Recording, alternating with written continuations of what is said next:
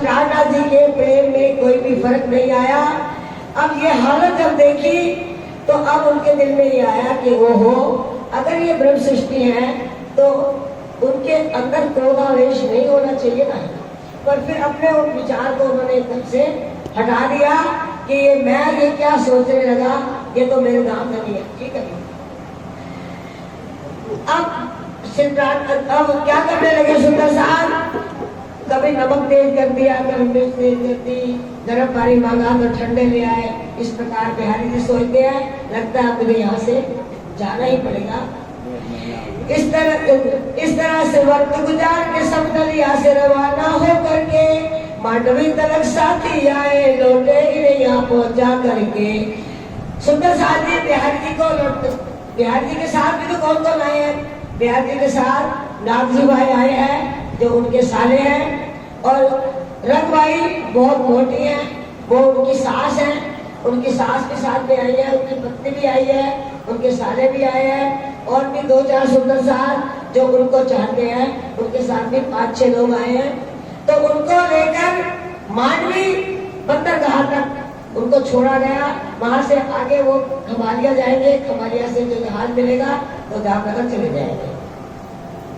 ठहरे नहीं यहाँ बिहारी जी खम्भालिया शहर में चल पाए, राजा को किसी ने खबर करी, यहाँ केशव पुत्र तो है आए।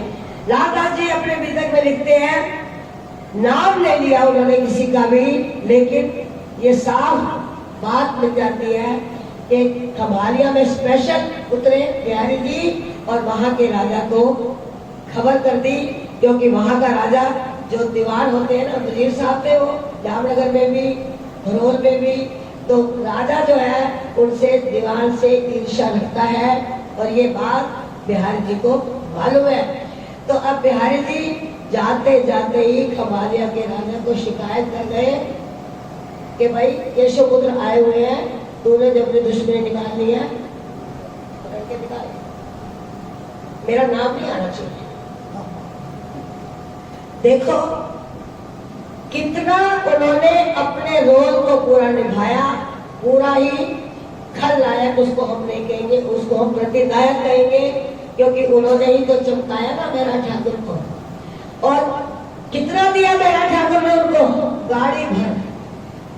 गाड़ी भर सामान उनको भेंट में दिया, जो कुछ लाए सब कुछ उन्हीं को दिया, और धोती पोती पहन के अलग हो गए, और फिर भी जाते जाते शिकायत।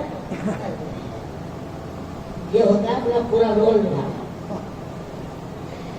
अब खम्भालिया वाले दुश्मन थे, राजा ने हुक्म सुनाया तब, जल्दी से उन्हें पकड़ लेना, उतरे महराज नाव से जब।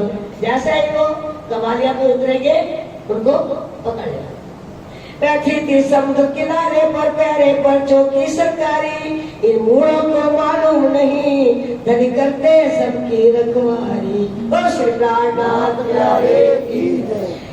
जैसे ही मस्तक ठट्ठा अब्बासी के करके प्रणाम चले साथी, ये लोग कच्छ तक आए थे बाकी रहे सूरत के वासी।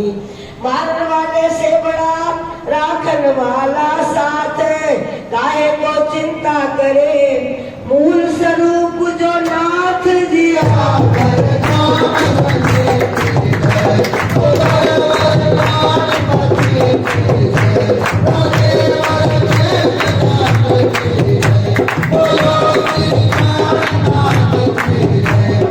तो आगे नाव नहीं चल पाई, बेबस होकर खम्भालिया की हद में इनको ठहरना पड़ा। जैसे ही नाव से उतरे थे पैरे वालों ने झट दिखड़ा, सब साथ के भाई जी राज के सहित राजा के जाकर पेश किया। पहचान लिया भाई जी को साथियों ने बहन बनाए लिया, रिश्ता यहाँ बहन का पक्का कर तब जा छुटकारा पाया है। इस तरह से सिद्धि साहिब को या हुक्म ने आप बचाया है। श्री राज पहुंचे, धोरा जी पहुंचे जभी, साथ मिला सब जाए, आदर से स्वागत किया, श्री पदम सिपाही आए जी।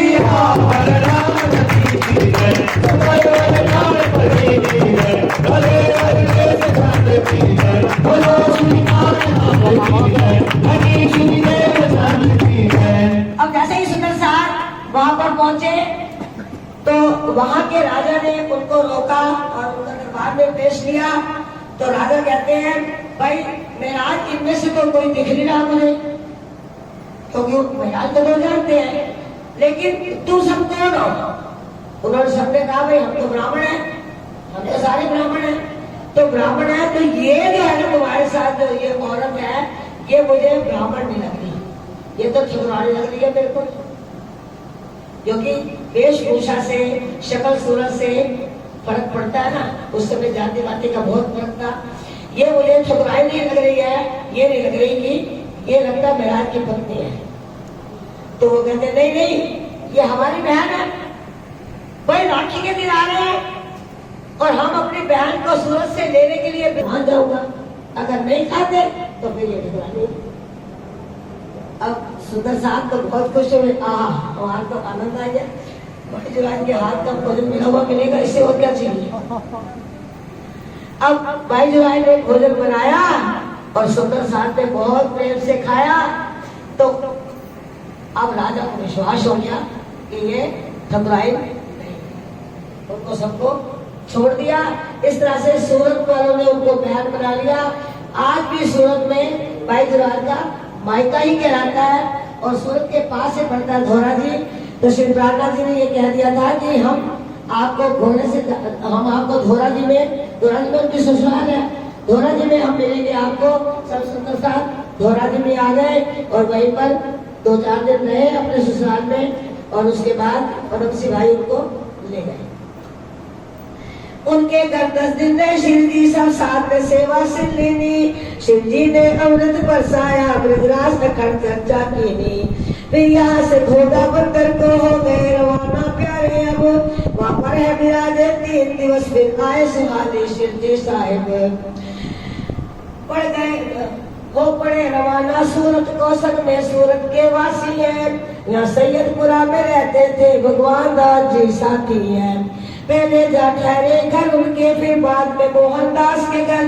अब आगे कथा सुनाएंगे हुआ कैसे साथ जमा यहाँ पर। आगे सूरत की कथा होगी सुंदर साथ, भूल चूक करना क्षमा, दीन झुकाए माथ जी।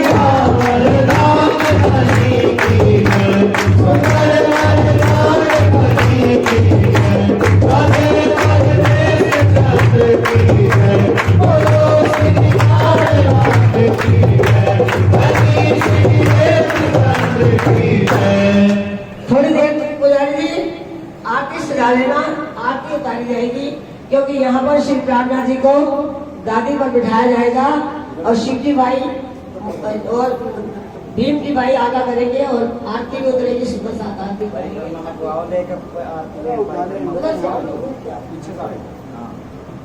आरती सजा के रख लो, अभी थोड़ी देर लगेगी। सूरत की कथा। श्री प्राणनाथ पुरंदरी मुक्त करन संसार, भेजा श्री निधि धाम से सच्चिदानंद भरतार। ब्रह्म सृष्टि के कारण श्री प्राणनाथ जी आए, तारतम दे साथ को आत्म दई जगाए। सूरत में जो हुई कथा सुनो सभी धर ध्यान, जो श्री जी मुख से कही करेंगे वो ही बखान। जी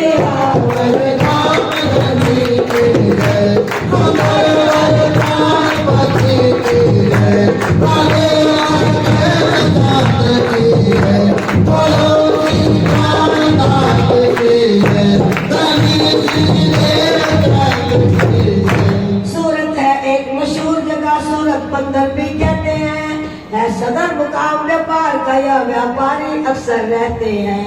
आज भी वो व्यवसायिक केंद्र है। सूरत में सबसे ज्यादा कपड़े का और हीरे का बिजनेस होता है, तब भी होता था, आज भी होता है। वहां पे देखने के लिए कुछ भी नहीं है, खाली वो बिजनेस सेंटर है बस। इस कारण सूरत के अंदर साथी कोई ज्यादा रहते थे। इनकी जागनी भी पुरानी थी, श्रीजानंद के समय के थे। यही कारण था सूरत वाले साथी श्री जी संग आए थे। ठहरे थे सैयदपुरे में जहाँ भगवान भाई पधराए थे। फिर मोहनदास अमीन के घर कुछ दिन प्रेम ठहरे हैं, करते रहे चर्चा आप वहाँ सुन सुन वैष्णव भय चेहरे हैं। खलबल वैष्णवों में मची तो यहाँ से उठकर धाए, शिव जी की दी विनती अपने घर पधराए जी।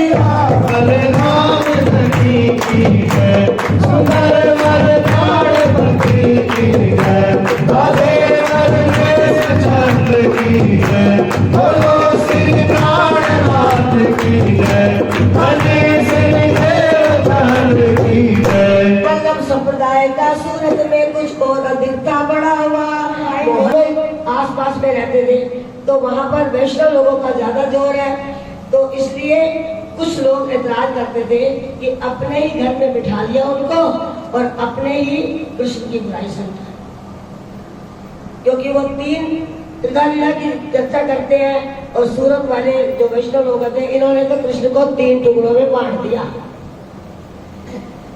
तो ये बात सुन सुन के मोहनदास थोड़े से घबरा गए, थोड़े से पतली हालत भी थी उनकी और पैसे की जय जयकार होती है।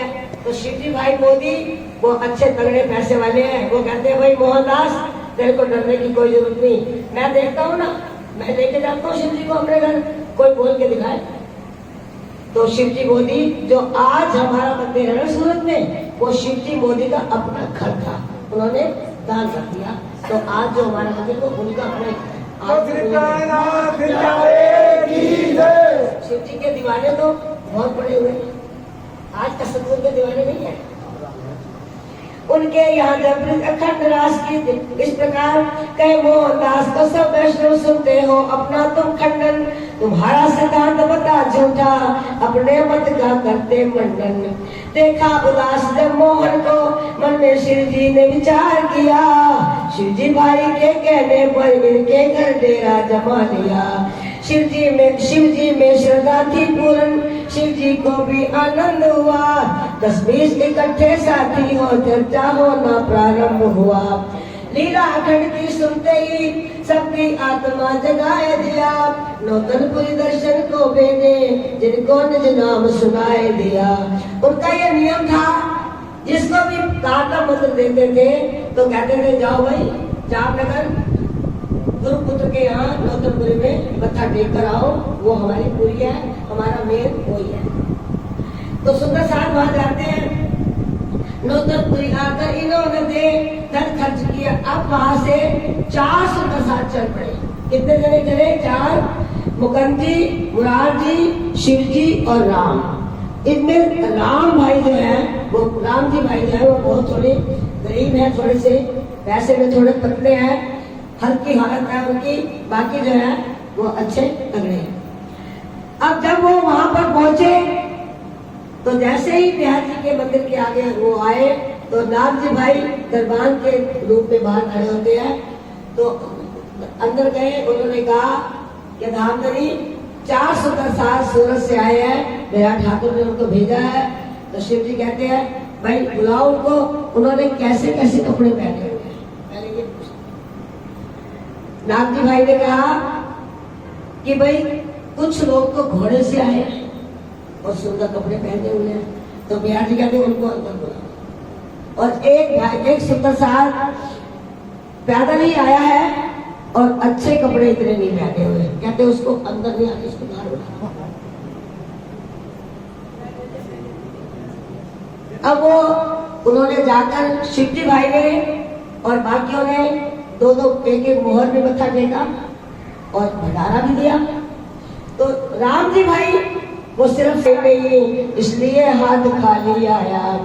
इनकी दशा ये देख कर बिहारी जी हुए नाराज, खाली हाथों आ गया गुरु दर्शन के काज जिया।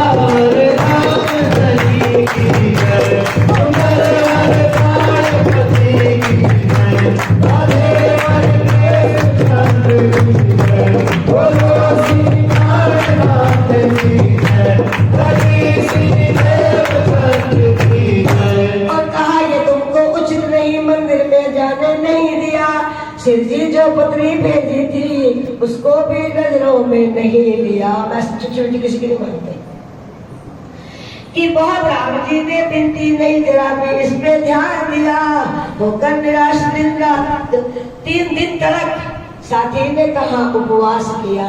हृदय के कठोर बिहारी जी मुतलक भी असर नजरा हुआ, होकर निराश सूरत लौटा शिव जी के पास जा खड़ा हुआ। धर्म में लिया मिलाए गुरु पुत्र से बात ये कहीं किसी ने जाए।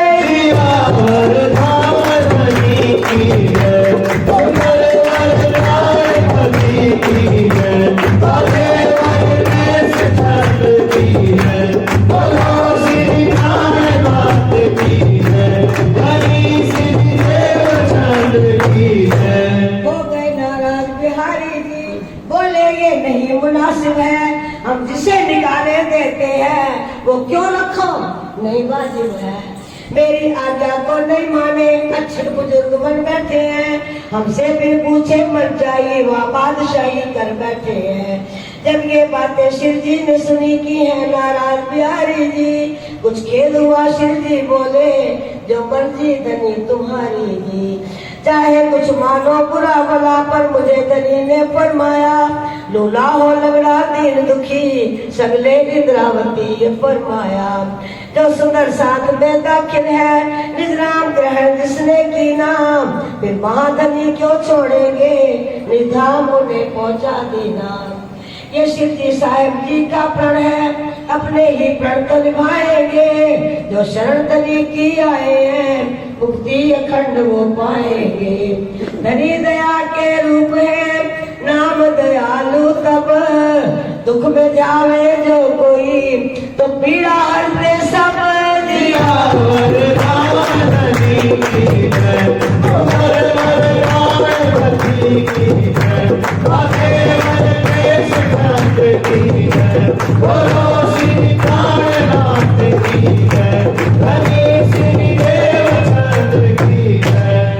भूली है काम की जमात जगाने प्राणनाथ जी आए, भूली है काम की जमात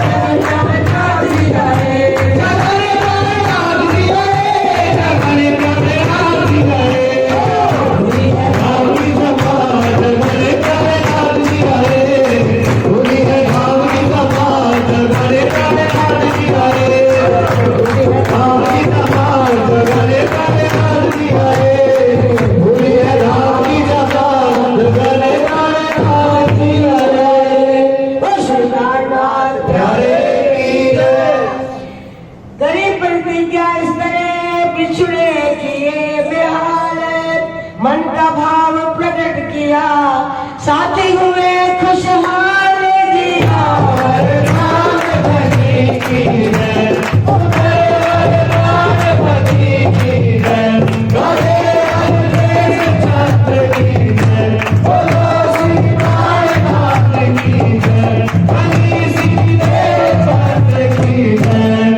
राम जी भाई की हालत पर शिव जी को बहुत ही दुख लगा।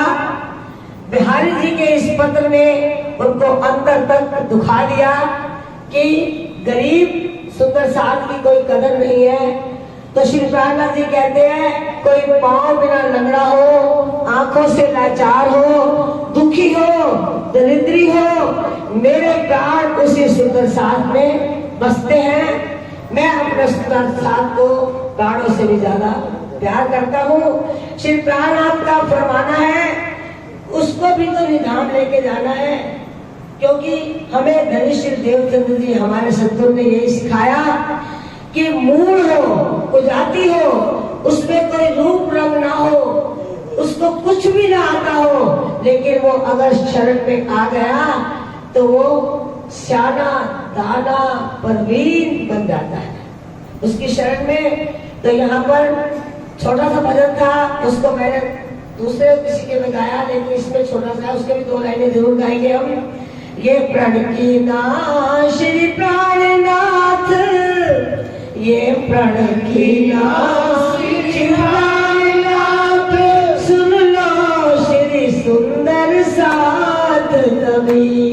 ये प्रण की नाथ श्री प्राणनाथ, सुन लो श्री सुंदर साथ सभी। जो पति कहा तेरे प्राणों के, जो पति कहा तेरे प्राणों के, प्राण तो सुंदर साथ सभी, मेरे प्राण तो सुंदर साथ सभी। राजा जी कह रहे हैं, अगर मेरे ये प्राण है तो मैं कभी तो उनका नाथ हूँ, अगर प्राण नहीं है तो मैं नाथ किसका हूँ? मेरे प्राण जो है मेरे सुंदर साथ है, तभी मैं नाथ हूँ, नहीं तो मैं प्राणनाथ नहीं हूँ। आखिरी जी भाई गाएंगे हम। श्री प्राणनाथ का फरमाना, श्री प्राणनाथ का फरमाना, उसको निज धाम है ले जाना, उसको निज धाम है ले जाना। ये दीन भिखारी सच माना, ये दीन भिखारी सच माना, मेरा प्राण तो सुंदर साथ सभी, ये दीन भिखारी सच माना, ये दीन भिखारी सच माना। क्या सच माना? ये प्राणनाथ जी कह रहे हैं, मेरे प्राण ये है प्राण तो सुंदर साथ सभी, मेरे प्राण तो सुंदर साथ सभी। ये प्रण की नाथ श्री प्राणनाथ, ये प्रण की नाथ श्री प्राणनाथ, लोग सुंदर साथ सभी, लोग सुंदर साथ सभी। पति कहाते प्राणों के, पति कहाते प्राणों के, प्राण तो सुंदर साथ सभी, प्राण तो सुंदर साथ सभी। प्रण की नाथ श्री प्राणनाथ, प्राण तो सुंदर साथ सभी, प्रण की नाथ श्री प्राणनाथ, प्राण तो सुंदर साथ सभी। श्री प्राणनाथ हरे। श्री प्राणनाथ जी ने कहा, अगर मैं शरीर हूँ तो मेरे प्राण मेरे सुंदर साथ में बसते हैं, तभी तो मैं प्राणनाथ कहलाता हूँ। आ गए अब्बासी बंदर से दरमियान में गोवर्धन भाई, शिव जी की शरण में आ पहुंचे, यहाँ प्रभु की चर्चा सुन पाई। सब शहर के लोग यहाँ आते, वाणी भी पार उतारने की, आते थे सैकड़ों स्त्री पुरुष शिव जी के दर्शन करने को। सुन करके अलौकिक ब्रह्म ज्ञान सब लोग मगन हो जाते थे। घर से नाना शंका लावे, यहाँ सबकी वेद खुल जाते थे। वैष्णव यहाँ बड़े बड़े रहते, वेदांती लोग कहते थे। विद्वान थे बड़े बड़े पंडित, चर्चा सुनने को आते थे। यहाँ भीम जी भाई, श्याम जी भट्ट, विद्वान वेदांत के बड़े बड़े आए। शिव जी की महिमा सुनिए, शहर के पंडित मान भरे। अध्यात्म रस श्रवण करे, आनंद बहुत मनाए। गुण वेद जो शास्त्र के सब गए समझ में आए। जी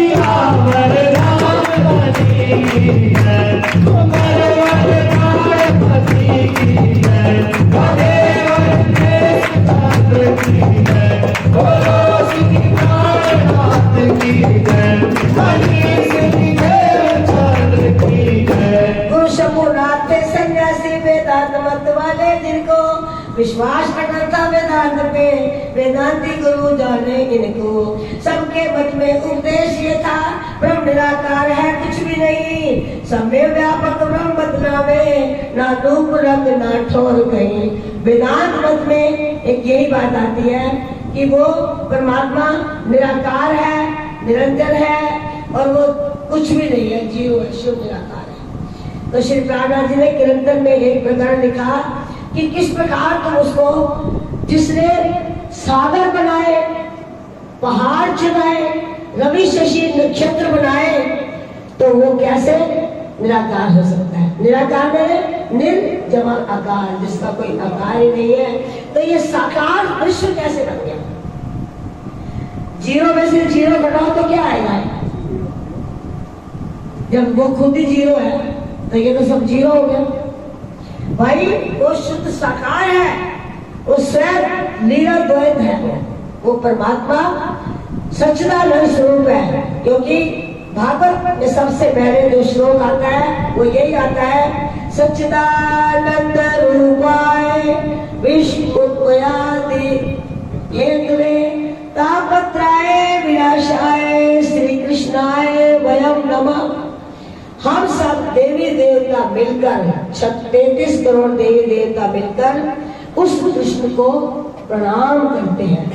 तो इसका मतलब कृष्ण उन देवी देवताओं से अलग है। वही तो है नाम से कृष्ण जी, वही तो है पूर्ण परमात्मा। और हम विष्णु भगवान को ही कृष्ण तक हटा देते हैं। तो उन बात को, वो सब ये बात वेदांत मत वाले इस बात को नहीं मानते। धीरे धीरे गोविंद भट्ट जी आए, बहुत बड़े बड़े वेदांताचार्य आए शिव जी की शरण में। गोविंद भट्ट जी आए, वो कहते हैं कि शिव जी मैं रोज भागवत करता हूँ और मैं भागवत का भागवताचार्य हूँ और विशारद हूँ, भागवत भास्कर हूँ, लेकिन मेरे को खुद भी इसमें समझ नहीं आती। इतने प्रश्न मैंने उसमें से निकाल के खुद बनाया है कि उनका उत्तर मुझे भी समझ नहीं आता। तो ये 40 प्रश्न मैं लिख कर लाया हूँ। इसका आप अगर मुझे उत्तर दे देते हैं तो मैं आपको अपना गुरु मान लूंगा। तो शिव जी कहते हैं भाई बैठ जा मेरे पास, इसका उत्तर तो स्वयं ही दे देना। तो कहते अगर मुझे आता तो मैं यहाँ क्यों आता। शिव जी कहते हैं इस बात की चिंता मत कर। शिव जी ने उसके सिर पर हाथ रखा और 40 प्रश्नों का उत्तर उसने अपने आप में दे दिया। बोलो श्री प्राणनाथ। वो कौन है? वो खुद अक्षरातीत पूर्ण परमात्मा है। उनके आगे कौन टिक सकता है? मुगलदास जी को बुलाने के लिए घर गए, उनके घर गए मुगलदास जी के घर, स्वामी उनके घर गए। उन्हें कहते हैं माता जी, दरवाजा खटखटाया, माता बाहर आई कि माता जी मुगलदास है क्या? माता जी कहती है भाई आप कौन है?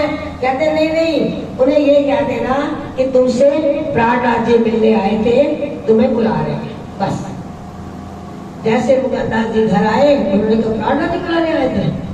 वो सूरत में फोन करके अपने आप पहुंच गए, उसके बाद कभी घर ही नहीं गए। कितनी हम गौरियां गाते हैं, कितनी हम आरतियां गाते हैं, ये सब मुगलदास जी का जो भी लिखा हुआ है, मुगलदास जी ने, नवरंग स्वामी ने भेदक में लिखी।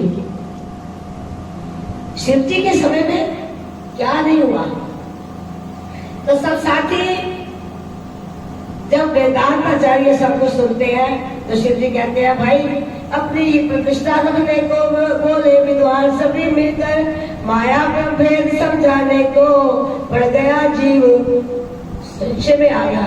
कि जिस प्रकार सीप में समुद्र में जाओ तो सीप बाहर पड़ी होती है, उसमें मरा हुआ होता है ना, वो तो सीप तो मर गया तो खाली शक होता है, बाहर पड़ा हुआ है तो उसके ऊपर सूर्य की रोशनी पड़ती है तो वो चमकता है तो चांदी की तरह से लगता है। तो जिस प्रकार सीप में चांदी का आभास होता है, उसी प्रकार इस ब्रह्मांड में प्रभु का आभास होता है।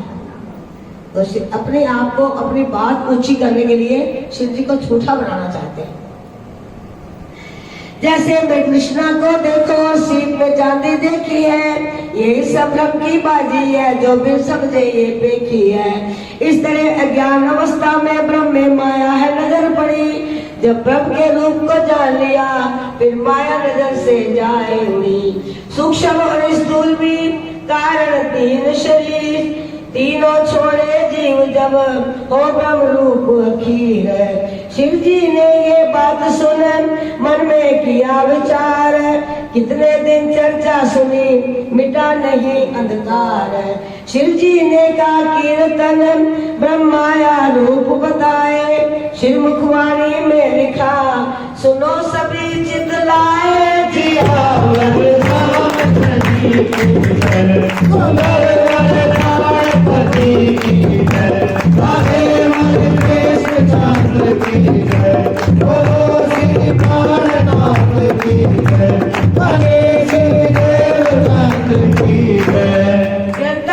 आपने प्रकरण में पढ़ा होगा ग्रंथन में, भाई रे ब्रह्म ज्ञानी ब्रह्म दिखलाओ तुम, सकल में साईं देखा। भाई रे ब्रह्म ज्ञानी, ये बहुत बड़ा प्रकरण है। आप उसमें अगर पढ़ेंगे ग्रंथन में तो पूरा इसमें समझ आएगा। उसका अर्थ करके इसमें लिखा गया है, कहो हमें समझाई साधो जो है वतन तुम्हारा, जीव जले ना आग लगाए, डूबे ना पानी में डुबाए, देख न कभी दिखाई। आत्मा इतनी अजर और अमर है क्योंकि वो दिखाई तो नहीं पड़ती, लेकिन शरीर के अंदर आत्मा न हो तो क्या है, तुम मुर्दा उठा के जला दिया जाएगा। तो आत्मा कभी दिखाई नहीं देती, वो अजर है, अमर है, ना वो कभी मरती है, ना कभी वो बूढ़ी होती है, ना डुबाई से डूबती है, ना जलाए से जलती है। वो तो शरीर एक रोशनी की तरह तुम्हारे अंदर बैठी है। जब से रची नहीं थी माया, जीव ये देखकर कहां से आया, इतना देव बताई। अरे वेदांतियों भाई इतना बता दो, जब ये माया ही नहीं थी तो ये जीव कहां था, कुछ तो बताओ। कैसे स्वप्न जगत की रचना, मोह माया से हरदम बचना, सच्चाई से ये सब कुछ पता लग सकती है, लेकिन तुमने इतनी सी बात को इतना बड़ा कर दिया, समझ पाए नहीं। सुई छेद के जैसी माया ये सारा ब्रह्मांड बनाया, इस माया का कोई रूप रंग नहीं है। कसकस का दाना, कसकस एक होते ना बहुत बारीक, बिल्कुल बारीक होती है, उसका एक दाना, उसका भी करोड़वां हिस्सा ये माया नहीं है। उसका भी उदाहरण शिव जी ने प्रकाश हिंदुस्तानी में दिया कि जैसे उड़ती है बुढ़िया बुढ़िया सी उड़ती रहती है, बाल छोटे छोटे उड़ते हैं, उसमें आग के पौधे में से निकलते हैं, तो वो कितना बारीक होता है। उसकी एक टांग में से भी करोड़वां हिस्सा भी ये माया नहीं है। सुई के नाके में तुम्हें लग रहा है सुई के नाके में से हाथी निकल गया, ऐसी माया है। माया का कोई मतलब नहीं है। ये तो एक शिव जी ने, राज्य बनाए ने एक विचार उपजाया, क्योंकि स्वप्न जो तुम देखते हो उसका कोई मूल नहीं होता। जो कबूतर है ना, वो आएंगे दिखाने के लिए बाजीगर, तो मिट्टी उठाएंगे जरा सी और हाथ पे रखेंगे, मुट्ठी बंद करेंगे, झुर्री फोड़ेंगे, कर देंगे छू मंत्र पानी का लगता है। फूक मारी और जमूरे फूक मारी, जब मुट्ठी खोली तो उसमें सिक्का पड़ा। अरे भाई जब तो सिक्का अपने आप में बनाने तो गली गली क्यों घूम रहा? तो क्या करे उसने, तुम्हारी आंखों को हिप्नोटाइज कर दिया, तुम्हारी आंखों को अपने उस अपने अंदर ऐसे समा लिया कि तुम्हें दिख नहीं पड़ा। टोकरी रखी नीचे और उठाई दिया, हाँ भाई कुछ है क्या? कुछ भी ना। टोकरी उठाई, छुप अंदर काले का डंडा फैलाया, नीचे तो कबूतर। कबूतर कहाँ से आ गया? तो क्या कबूतर था क्या? और उस कबूतर से पूछो कि तू अपने बनाने वाले को जानता है क्या? तो हम क्या है, सब खेल कबूतर। हम खेल के कबूतर हैं। जब तक सदगुरु नहीं आएंगे, हमें नहीं जगाएंगे, हमें कुछ भी मालूम नहीं है। इसलिए तो कहा, जय जय सदगुरु आरती तेरी, निर्मल दृष्टि करी जी मेरी। मेरी दृष्टि में तो जादू छाया हुआ था, वो जादू हटा तो इस माया का रूप दिख गया फिर। तो ये कह रहे हैं, सब निश्चय करके कहो घर अखंड पार ब्रह्म, तुमने 3 शरीर तज पाया ज्ञान आत्म जिया।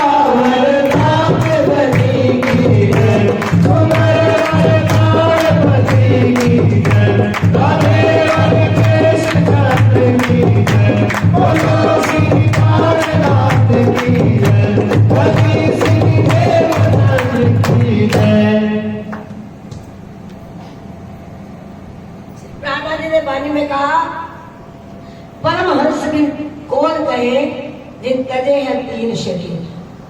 3 शरीर कौन से उन्होंने तय दिए?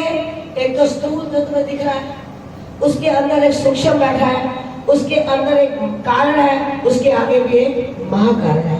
4 शरीर कहलाते हैं। उन इन 4 शरीर को छोड़ के तो वो परात्म में पहुंच जाते हैं। वो इस शरीर में दिखते हुए भी इस शरीर में नहीं, क्योंकि तभी तो परमहंस बनेंगे। इस दुनिया में रहते हुए वो दुनिया में नहीं होते। स्थूल सूक्ष्म और कारण फिर 3 रूप ये कौन धरे? ब्रह्म तो माया से पहले, फिर इस माया में कौन पड़े? माया को ज्ञानी लोग सदा कुछ भी नई चीज बताते हैं, फिर इसमें इसने ब्रह्म को दबा लिया, इस बात को आप मानते हैं। जब सबने ब्रह्म दिखाता है तो गुरु शिष्य दोनों ब्रह्म है। तुमने गुरु को भी ब्रह्म बता दिया और शिष्य को ब्रह्म बता दिया। सुनने वाला भी ब्रह्म है और सुनाने वाला भी ब्रह्म है। तो तुम ढूंढ किसको रहे हो, बात किसकी कर रहे हो? जब तुमने कहा तू भी ब्रह्म, मैं भी ब्रह्म, ये भी ब्रह्म, वो भी ब्रह्म, ऊपर भी ब्रह्म, सब जगह तो ब्रह्म व्यापक है, तो फिर ब्रह्म है का? भक्ति किसको करते, ढूंढते किसको? तो ये दिखाओ ना वो ब्रह्म कहाँ है। क्योंकि कबीरदास जी ने कहा, अगर ब्रह्म पिंड में होता तो मरता ना कोई, अगर ब्रह्मांड में होता तो देखता सब कोई। तो वो ना पिंड में है ना ब्रह्मांड में है, वो तो इससे अलग है भाई। राष्ट्रपति तुम्हारे घर में बिजली लगवाने तो नहीं आएगा ना, इतने डिपार्टमेंट है ना, वो लगवाएंगे ना। तो जब खुद पूर्ण मन परमात्मा को क्या आवश्यकता है इस दुनिया में आने की, उसके एक इशारे से कोटि ब्रह्मांड नजरों में आवे, छिन्न देख के पल में उड़ावे। उनके जो कार्यवाहक ब्रह्म अक्षर ब्रह्म है वो इतना काम कर देते हैं, उनको आने को क्या देते? जब सब में ब्रह्म दिखाता है तो गुरु शिष्य दोनों ब्रह्म है।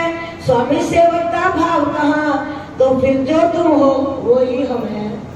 फिर शास्त्र पुराण खोल करके उपदेश किसी को कौन करे? यदि विश्व को मिथ्या स्वप्न कहो तो देखने वाला ना ठहरे।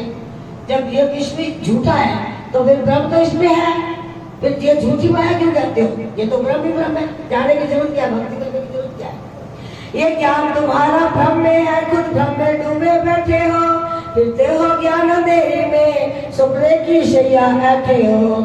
शिव जी के यो वचन सुन बड़ी जिज्ञासा आप, क्षर अक्षर अक्षराती पिता, वेद समझ सब पाए जिया वरदान की जय, तुम्हारे वरदान प्रति की जय, तुम्हारे वरदेश चंद्र की जय, बोलो श्री राम की जय, हरे श्री देव की जय। ये जब सारी बातें, तो समझाने वाला कौन है भाई? समझाने वाले स्वयं अक्षर पूर्ण परमात्मा है, तो वो कैसे नहीं समझेंगे? फिर भीम जी भाई प्रेम सहित अपना परिवार सब मिलाकर सुन लिया सभी ने तारतम शिव जी के चरणों में गिरकर। या वल्लभाचार्य मत वाले गोविंद व्यास जी रहते थे, टीका जब किया श्री वल्लभ जी वही कथा भागवत कहते थे। उसमें दिख 40 प्रश्न जो किसी ने से नहीं खुल पाए, शिव जी से उतरवा कर किसी पुरुष हाथ से मंगवाए। ये बात मैं आपको बता चुकी हूँ। 40 प्रश्न आज भी हमारे पास, हमारे पन्ना में श्याम बिहारी दुबे जी है ना, उन्होंने 40 प्रश्न पूरे महेश्वर तंत्र के पीछे लिखवाए हैं और काशी से छुपाया है। वो महेश्वर तंत्र आपको कभी मिले, मेरे पास तो है, मैं यहाँ लाई नहीं, तो उसमें 40 प्रश्न पूरे लिखे हुए हैं। शिव जी ने कुछ जोश में कीर्तन लिखी बनाए, वचन विचारों मिल सभी वाणी श्री वल्लभ राय। अर्थ कोई समझे नहीं फिरे अंधेरी माए, झूठे उलझे झूठ में साच उचे ना काहे।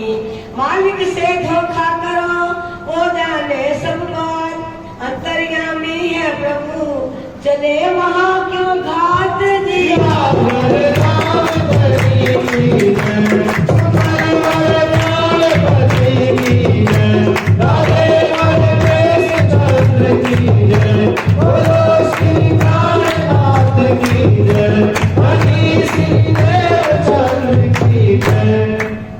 और ये भी आता है ना बेटा के अंदर में वल्लभाचार्य जी की बारी के बारे में भी आता है।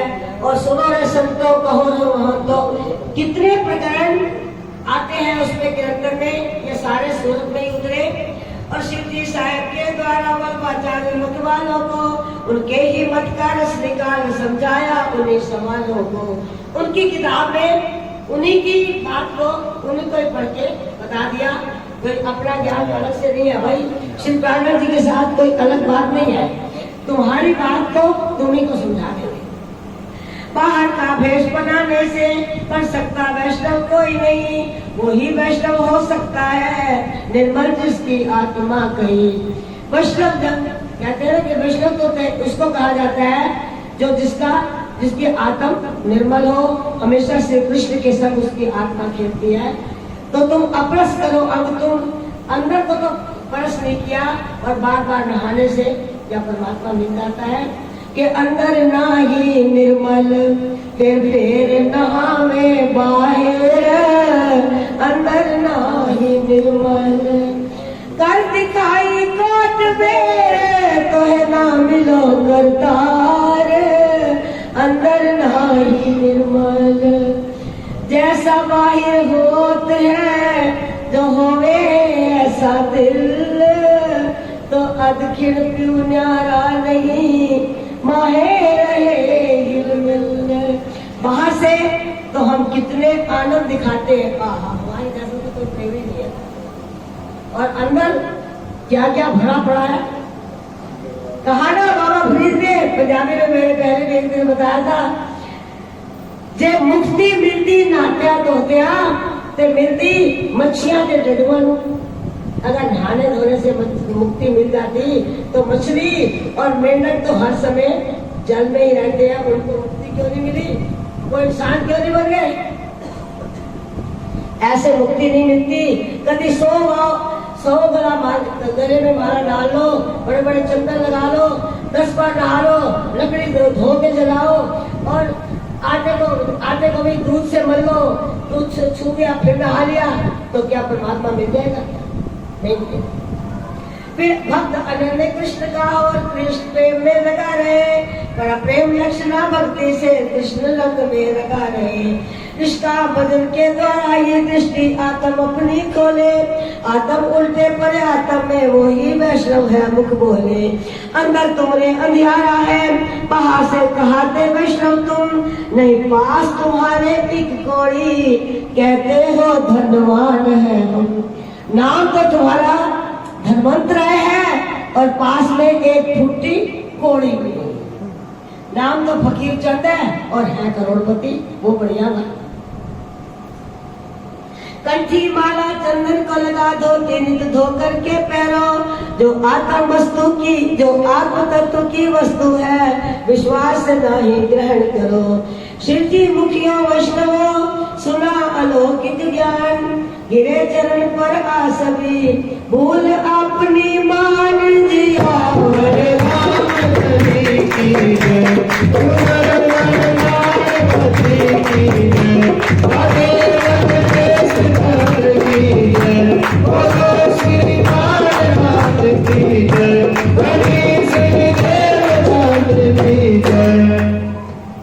कुछ दिन तक इनको सिद्धि साहब जब ज्ञान खंड सुनाया है, जिसका फल रूप यही निकला, सिरदार तम सब पाया है।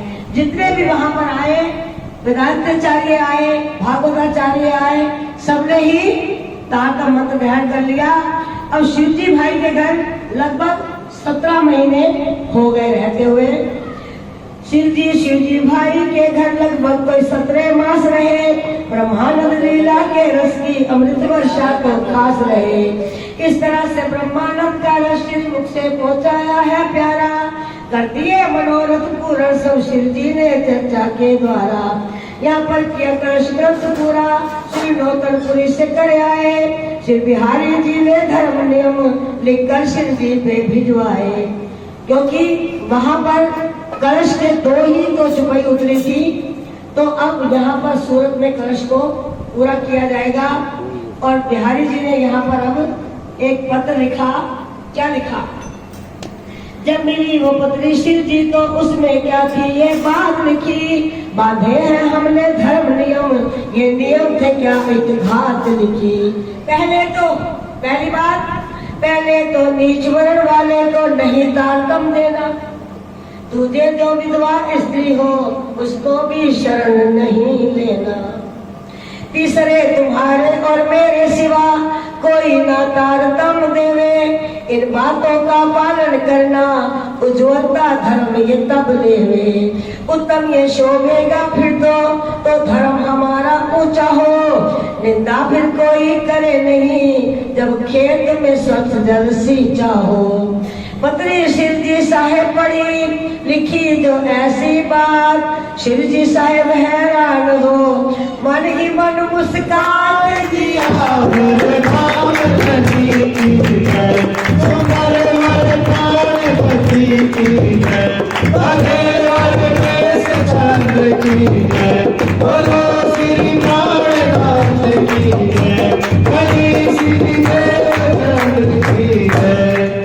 अफसोस कि क्या लिख दिया बिहारी जी। अफसोस किया उत्तर लिखा भेजा है पास बिहारी जी। अंतर के दृष्टि खोल के तो करो बात विचार हमारी जी। बिहारी जी पत्र के जवाब में लिख रहे हैं श्री महाराज कि इस बात का कम से कम विचार तो किया होता जो तुम लिख रहे हो। एक तो नीच जाति, हमारे धनश्री देवचंद्र जी सतगुरु जी ने गली में आवाज लगा रही थी एक स्त्री तरकारी ले लो। तो जैसे ही सतगुरु ने सुना कहा इसको अंदर बुलाओ। अंदर बुलाया तो कहा ये तो खोजी बाई की वासना है। और वो स्त्री कौन थी? मुसलमान थी और उसमें भी नीच कौम की थी। तो हमारे सतगुरु ने उनको तारतम मंत्र दिया और अपने धर्म में शामिल कर लिया। तो हम उनकी बात कैसे टाल सकते हैं? दूसरा, आपने लिखा कि किसी विधवा स्त्री को तारतम मंत्र नहीं देना। उसको तो उल्टा सहारे की आवश्यकता है और समाज उसको सहारा देगा तो वो कहाँ जाएगी? सतगुरु के दरबार में शरण नहीं मिलेगी तो कहाँ जाएगी? फिर तुम्हारे और मेरे सिवा कोई तारतम ना दे, तुम और हम क्या जिंदगी भर बने रहेंगे क्या? ऐसे कैसे हो सकता है? ये तारतम पहुंचे सबको चाहे वो ऊंच नीच जाति। इस जात पात में क्या रखा, लेकिन हो धनी का सिफाती। धनी को चाहने वाला होना चाहिए। ब्रह्म सृष्टि तो इस जगत में आना ना वर्णों में उतरी है। तब स्त्री धर्म पुरुष का धारण कहीं कहीं ज्यादा तो कम उतरी है। यदि जाति वर्ण को देखे हम सबको नहीं तारतम मिलता। बिरे तारतम मुक्ति रस अंधकार का भेद नहीं मिलता।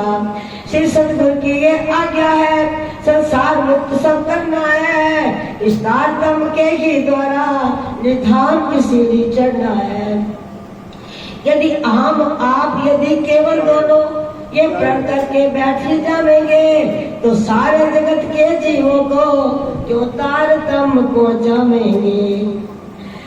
जागृत हुए जो आत्मा दीजे ताई जगाए, जिज्ञासा को देख कर तारतम्य सुनवाए, जिया पर नाम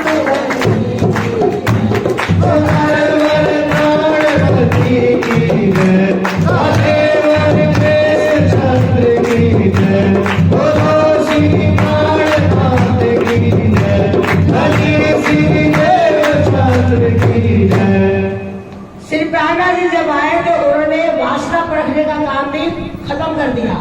श्री देवदत्त जी वासना परख के दातम देते थे, लेकिन प्रहलाद जी ने वो भी खत्म कर दिया, क्योंकि किसी के हृदय को ठेस नहीं पहुंचनी चाहिए। और दूसरा उन्होंने कहा गुरु दीपक हमें बनना है, क्योंकि एक दीपक से कई करोड़ों लाखों दीप जला सकते हैं। ज्योत से ज्योत जगाते चलो, प्रेम की गंगा बहाते चलो, प्रेम की गंगा बहाते चलो। राह में आए तो दीन दुखी, राह में आए तो दीन दुखी, सबको गले से लगाते चलो, प्रेम की गंगा बहाते चलो, प्रेम की गंगा बहाते चलो। जिसका न कोई संगी साथी ईश्वर है रखवाला, जिसका न कोई संगी साथी वो है ईश्वर है रखवाला। जो निर्धन है जो निर्बल है वो है प्रभु का प्यारा, जो निर्धन है जो निर्बल है वो है प्रभु का प्यारा। प्राण से प्राण हो,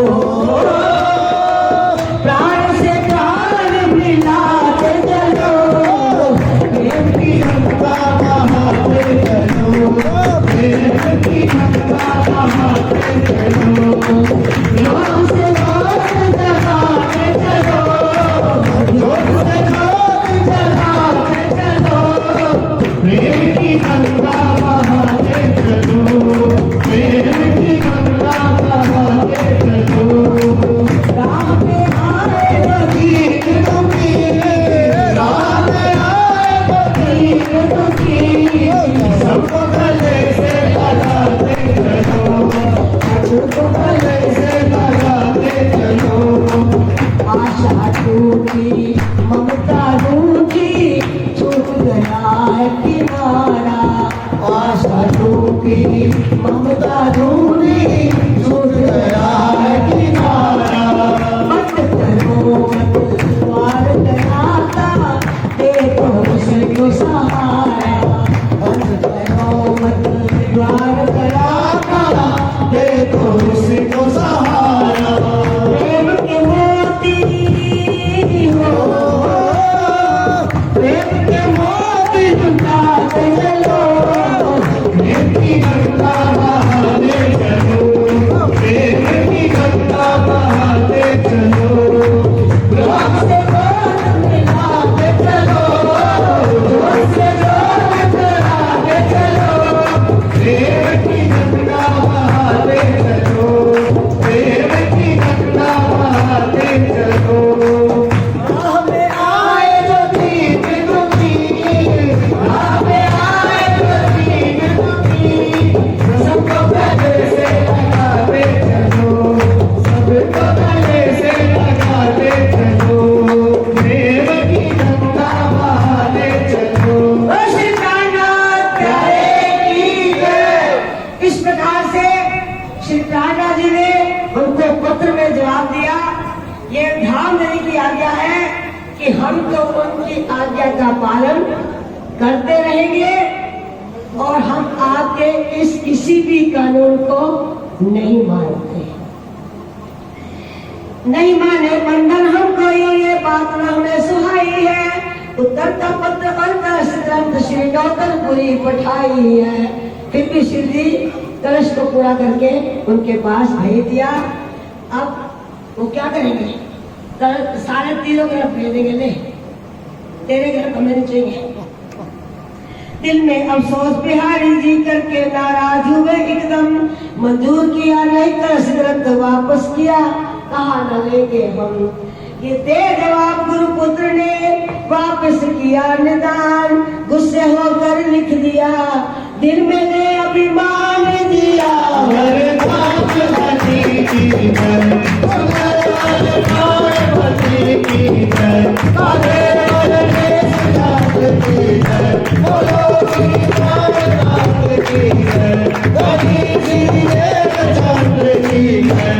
हम धर्म से खारिज जिसको करे तुम उसको शरण में धरते हो, हम जो कुछ तुम्हें हुक्म देवे उसको मंजूर न करते हो। बैठे आत्मा संबंध पकड़ नहीं हुक्म हमारा मानो तुम, नहीं एक हमारा आपका दिल फिर कैसे रिश्ता जानो तुम। बिहारी जी ने लिख दिया कि आत्मा का संबंध काएगा जब तुम मेरी एक भी बात तो मानते नहीं। जिसको मैं धर्म से निकालता हूँ उसको धर्म में मिलाते, जो मैं नियम लिखता हूँ एक भी नियम मेरा मानते नहीं हो। काहे का मेरे को अपना धर्म नहीं मानते हो, कोई जरूरत नहीं मेरे से रिश्ता रखने का। कभी हमें ना आप पत्र लिखना, कभी आप हमें अरुण पत्र मत लिखना, कभी हमें ना आप पत्र लिखना, हमारी तुम राह नहीं चलते, हम तुमसे गए तुम हमसे गए, दोनों के दिल अब नहीं मिलते। तुम चलो और रास्ते पर, अब तो रास्ता और हमारा है, बस आज से खत्म हुआ नाता, हमसे ना कोई तुम्हारा है। ऐसी बातें लिख पत्री में जब शिवजी साहिब को भिजवाई, पहुंची वो पत्री सूरत में शिवजी साहिब ने जब पढ़ पाई। शिवजी साहिब अफसोस कर बहुत हुए दिलगीर, हम पर बिना अपराध ही सख्ती करे आखिर जी।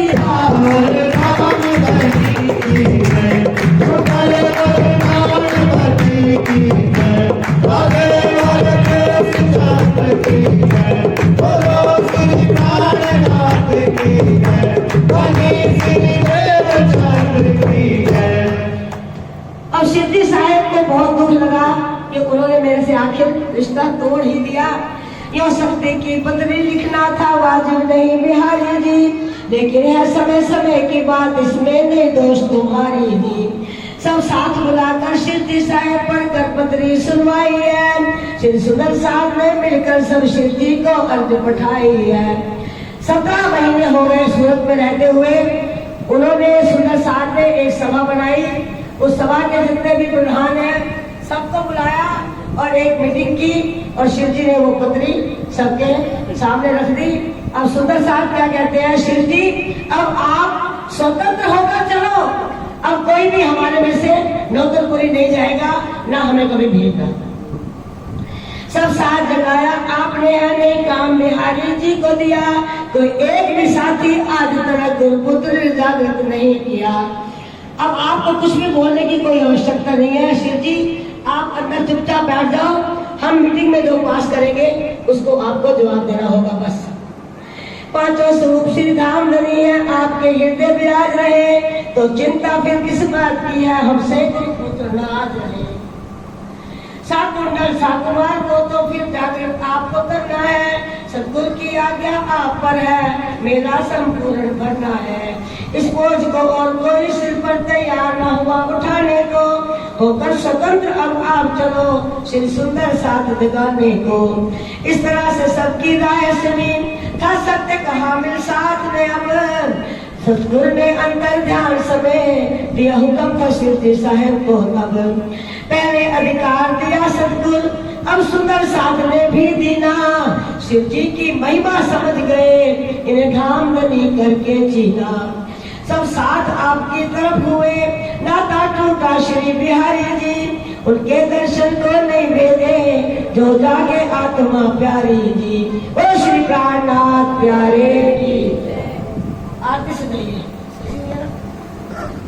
यहाँ पर अब सुंदर साहब जी क्या करना है, क्योंकि शिवजी साहेब को जुगल स्वरूप में बतलाया गया। बाइजराज और श्री प्राणनाथ जी को सिंहासन पर बिठाकर उनको वहीं पर ही मुकुंददास जी को ये दोहा उतरा, श्री प्राणनाथ निज मूलपति। श्री प्राणनाथ जी कौन है? निज मूलपति धामधनी श्री अक्षरलील परमात्मा स्वरूप है। श्री महराज सुना, यहाँ पर उनका नाम क्या है? श्री महराज, लेकिन है कौन वो? निज मूलपति। तेज कुंवरी श्यामा युगल को पल पल करूं प्रणाम। तेज कुंवरी बाई जो उनकी धर्म पत्नी है, और वो कौन है? श्यामा महारानी के स्वरूप में, तब अमलावती बाई की वासना के स्वरूप में शिव जी के साथ जुगल जोड़ी के साथ बैठी है। उनकी आरती उतारी गई। उनके शिव जी के हृदय पटल पर सब सुंदर साथ को पूरे परधाम का दर्शन हुआ। तब आता कर पकड़ बैठाए के दियो मोहे अपनो अंग। जितनी भी जुपैया आती हैं उसी ग्रंथ में आएंगी। संबंध मूल को मैं तो पापल छोड़ो न जाए। संबंध जितना भी ये प्रकरण आएंगे और उसमें आएंगे, अब जाग देखो सुख जागनी, ए सुख सुहागिन जोग, तीन लीला और चौथी घर की, इन तीनों इन चारों का या में भोग, जाग देखो सुख जागनी। इसी में श्री प्राणनाथ जी को शिव जी राजी महाराज स्वयं कह रहे हैं, इंद्रावती के मैं अंगे संगे, इंद्रावती में अंग, जो अंग सौंपे इंद्रावती ताए, प्रेमे रमाणु रंग। सुख देऊं और सुख लेऊं, सुख में जगाऊं साथ, इंद्रावती को उपमा मैं गई मेरे हाथ, अब जाग देखो सुख जागनी। इसलिए उस धाम को महामंगलपुरी धाम सूरत का नाम दिया गया, क्योंकि उसमें महामंगल कार्य हुआ। उसी में श्री प्राणनाथ जी को और बैजूनाथ को जोड़े से बिठाकर आरती उतारी गई। तो किसने किया? पहले था आपको पधराया अपने घर श्री भीमबाई, आरती सिंहासन पधरा कर श्री बैजूराज से उतरवाई। पहले किसने उतारी? बैजूराज ने। उसके बाद बैजूराज जोड़े से बैठ गई तो सुंदर साथ में भीम जी भाई ने आगा किया। अब हम सब खड़े होंगे और पूर्ण ब्रह्म बोलेंगे और आरती उतारेंगे। बोलो श्री प्राणनाथ खड़े होइए, पूर्ण ब्रह्म बोलिए। की जय श्री सद्गुरु महाराज की जय। श्री पूर्ण ब्रह्म हमसे नारी, आनंद अखंड अपार, शिक्षण का शेष न पावे पार, अब मैं जान कर निगम कहाए,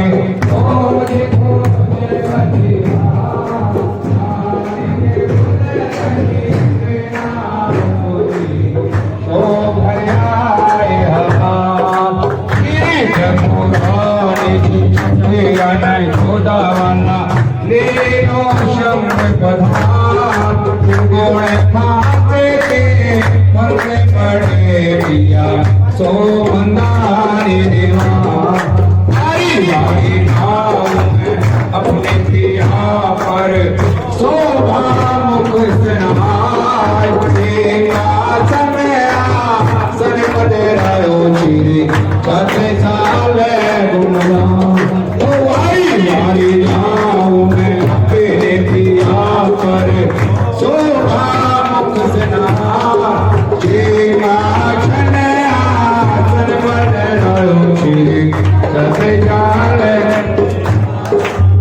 भागो नर बोलो श्री प्राणनाथ। एक थाली ले लीजिए खाली, और जब आरती होगी तो सब सुदर्शन के आगे सबसे निछावर लगाना उसमें। आरती एक ही होगी, बाकी सुदर्शन अपने अपने निछावर दे देंगे।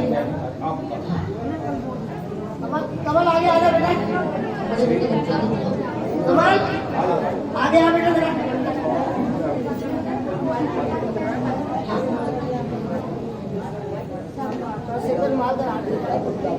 अरे आप मामा जी पुत्र हो। अरे मामा जी मामा जी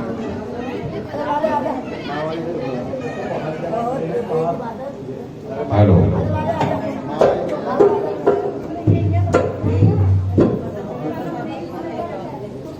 बोलो श्री प्राणनाथ प्यारे की, श्री सद्गुरु महाराज की।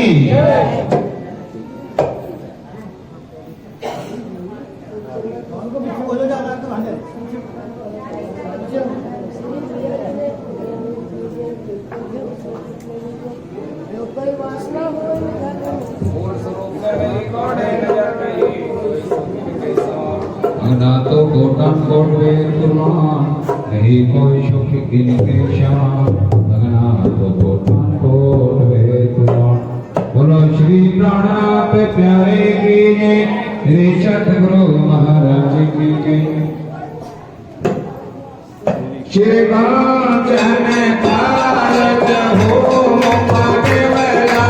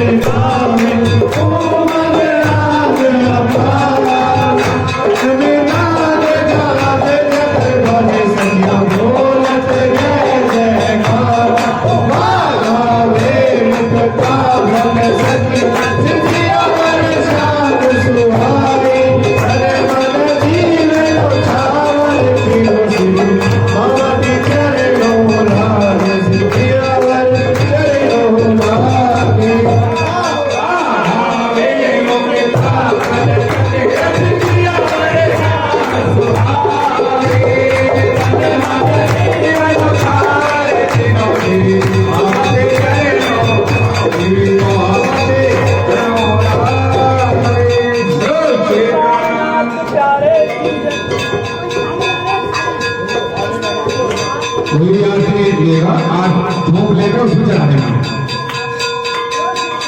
आप प्यारे आरती सब